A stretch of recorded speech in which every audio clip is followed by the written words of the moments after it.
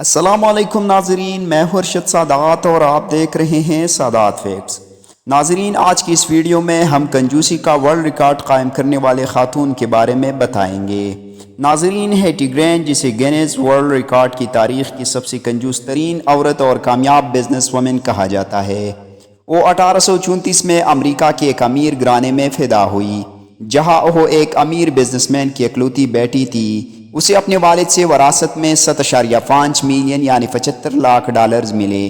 21 سال کی عمر میں ہیٹی نیویارک چلی گئی تاکہ وال اسٹریٹ میں اپنا پیسہ انویسٹ کر سکے۔ اس نے وہاں وال اسٹریٹ کی ملکہ کا خطاب حاصل کیا۔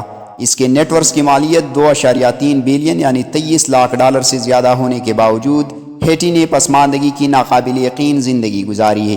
اس نے ایک کروڑپتی سے شادی کی، لیکن گروسری اسٹور سے بچے ہوئے کیک اور ٹوٹی ہوئی کوکیز سستے ہونے کی وجہ سے خریدتی رہی۔ ہر روز اپنی کتے کے لیے دکانوں سے مفت ہڈی مانگتی رہی۔ ہٹی صرف کنجوس نہیں تھی بلکہ وہ بیہودہ زندگی گزار رہی تھی۔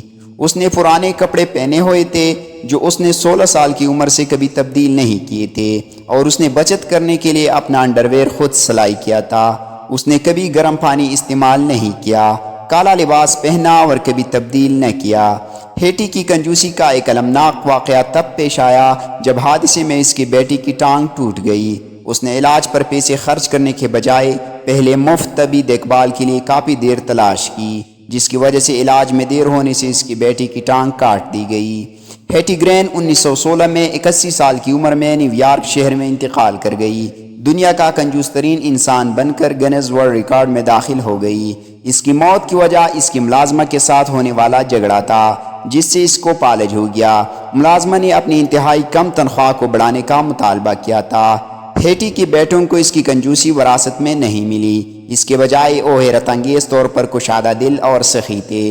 انہوں نے اپنے پیسوں سے مفت ہسپتال بنوایا، جس سے ظاہر ہوتا ہے کہ سخاوت تاریخ کی کنجوس ترین لوگوں کی نسلوں میں بھی آ سکتی ہے۔